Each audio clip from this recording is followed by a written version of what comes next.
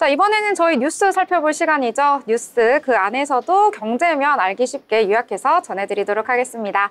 자, 수연 아나운서, 오늘은 어떤 내용 준비하셨나요? 네, 오늘 기사에서 발췌한 내용을 전해드리는 뉴스 브리핑 시간입니다. 바로 첫 번째 소식부터 전해드리도록 하겠습니다. 미국 트럼프 행정부의 관세 압박이 한국을 전면으로 겨냥하고 있다는 해외 보고서가 뒤늦게 주목받고 있습니다. 스위스의 무역 연구기관인 글로벌 트레이드 얼럿은 최근 보고서에서 한국이 미국으로부터 가장 강력한 관세 제재 위험에 처한 국가라고 지목했습니다. 이 보고서에서 한국은 대미 무역 흑자 규모가 크고 미국보다 높은 관세율과 환율 조작 의혹 등을 이유로 위험 지표인 빨간 깃발 5개를 받았는데요. 173개국 중 유일하게 빨간 깃발 5개를 받은 한국은 미국의 관세 공격에 가장 취약한 국가로 분석됐습니다. 실제로 도널드 트럼프 미국 대통령은 최근 의회 연설에서 한국의 대미 관세율이 미국보다 4배나 높다고 지적하면서 한국에 대한 무역 압박을 시사한 바 있습니다. 정부는 한미 자유무역협정에 따라 실효 관세율은 낮다고 반박했지만요. 시장에서는 미국이 본격적인 관세 부과에 나설 경우 우리 수출 기업의 타격이 불가피할 것이란 우려가 커지고 있는 상황입니다. 다음 소식입니다. 주요 7개국 G7 외교장관들이 러시아에 대해 미국과 우크라이나가 합의한 30일 휴전안 수용을 강력하게 촉구했습니다. G7은 현지 시간 14일 캐나다 퀘벡에서 열린 회담 후 공동 성명을 발표하고 러시아가 휴전안에 동등한 조건으로 합의할 것을 요구했습니다. 특히 러시아가 휴전안을 거부하거나 완전히 이행하지 않을 경우 러시아산 석유 가격 상한제 등 추가적인 국가 제재를 추진할 것이라고 경고했습니다. 앞서 미국과 우크라이나는 지난 11일 사우디아라비아 회담에서 30일간의 휴전에 합의했는데요. 하지만 블라디미르 푸틴 러시아 대통령은 원칙적으로는 찬성을 하면서도 세부 조건에 유보적인 입장을 보였습니다. 크렘린궁 역시 러시아의 이익이 충분히 반영되지 않았다면서 수정안을 요구하는 상황입니다. 한편 이번 G7 회의는 도널드 트럼프 미국 대통령의 관세 정책 등으로 동맹 간 갈등이 커진 가운데 성면 합의가 어려울 것이라는 전망이 우세했습니다.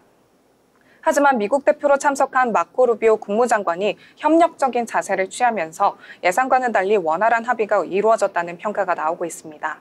다만 근본적인 갈등 요인은 여전히 해결되지 않은 채 남아있다는 지적도 제기되고 있습니다. 네, 다음 소식은 이번 주 예정된 각국의 통화정책 회의 관련입니다. 이번 주에 미국을 비롯해 일본과 영국, 중국 등 글로벌 주요국 중앙은행들이 잇따라 통화정책 회의를 엽니다. 도널드 트럼프 미국 대통령의 강경한 관세 정책으로 인해 글로벌 금융시장 변동성이 확대된 가운데 시장에서는 이번 회의에서 주요 중앙은행들이 금리를 동결할 것으로 전망하고 있습니다. 미국 연준은 18일부터 연방공개시장위원회를 열고 기준금리를 결정할 예정이고요. 현재 금리 동결 가능성이 98%에 달하고 있습니다.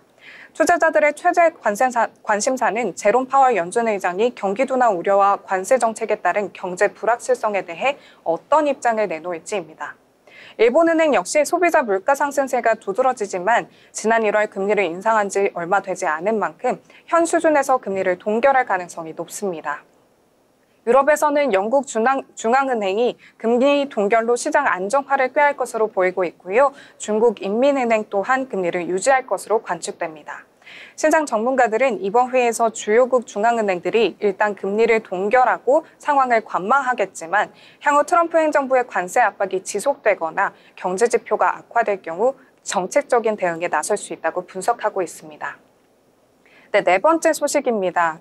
미국 정부가 지난 1월 초 한국을 기타 지정 국가 목록에 포함하는 조치를 시행했으나 한국 정부는 전국 혼란 속에서 2달 넘게 이를 인지하지 못했던 것으로 확인됐습니다.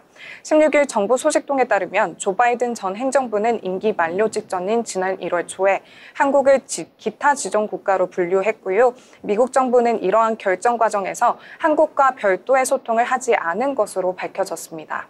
외교부는 2달이 지난 15일이 돼서야 이 사실을 파악하고 뒤늦게 대응에 나섰습니다.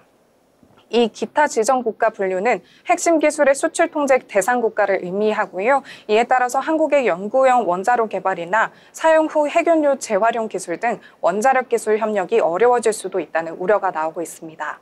한국 정부 관계자는 이번 사안을 엄중하게 보고 있지만 아직까지 미국 정부와 책임 있는 논의를 할 주체가 없어서 대응이 쉽지 않다고 설명했습니다. 다만 한국과 협력하는 미국 기관이 대부분 국립보건연구원이나 국립과학재단 등 SCL 조치에 직접적인 영향을 받지 않는 기관이라 현재까지는 구체적인 연구 중단 사례는 보고되지 않고 있습니다.